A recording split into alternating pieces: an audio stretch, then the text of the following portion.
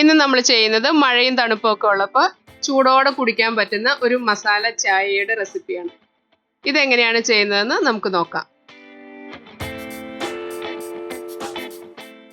അതിനായിട്ട് ഒരു ചായ ഉണ്ടാക്കുന്ന പാത്രം അടുപ്പിൽ വെച്ച് അതിലേക്ക് 1 കപ്പ് വെള്ളം ഒഴിച്ചു കൊടുക്കും. ഒരു ചെറിയ കഷ്ണം ഇഞ്ചി ഒന്ന് ചതച്ചിട്ട് ഇട്ടത്, 2 ഏലക്ക അതും ഒന്ന് ചെറുതായി ചതച്ചിട്ടത്, 2 കുരുമുളക് അതും ചെറുതായിട്ടൊന്ന് ചതച്ചത്, 1 ഗ്രാമ്പു, 1 കറുവാപ്പട്ട ഇതും ഒന്ന് ചതച്ചിട്ടിടുന്നതാണ് നല്ലത്. ഇനി അത് വെള്ളം തിളച്ച് തുടങ്ങുമ്പോൾ 2 ടീസ്പൂൺ ചായപ്പൊടി ഇട്ട് കൊടുക്കും. അതിനുശേഷം സ്റ്റൗ സിമ്മിൽ വെച്ച് ഒരു 5 മിനിറ്റ് തിളപ്പിച്ചെടുക്കുക.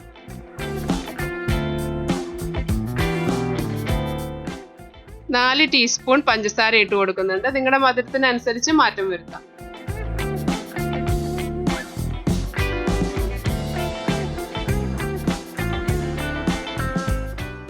ഇനി അതിലേക്ക് 1 കപ്പ് പാൽ ഒഴിച്ചു കൊടുക്കാം. ഞാൻ ഇവിടെ ഫുൾ ഫാറ്റ് മിൽക്കാണ് എടുത്തിരിക്കുന്നത്.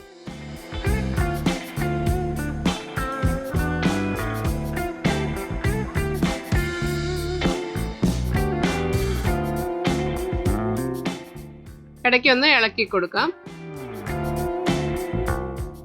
ഇനി ഇത് നന്നായി തിളച്ച് കഴിയുമ്പോൾ ഓഫ് ചെയ്ത് നമുക്ക് അരിച്ചെടുക്കാം.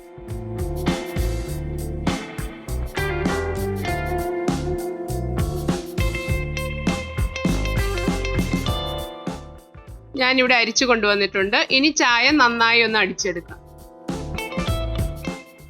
ഞാനിപ്പോൾ ചായ നന്നായി അടിച്ചെടുത്തിട്ടുണ്ട്.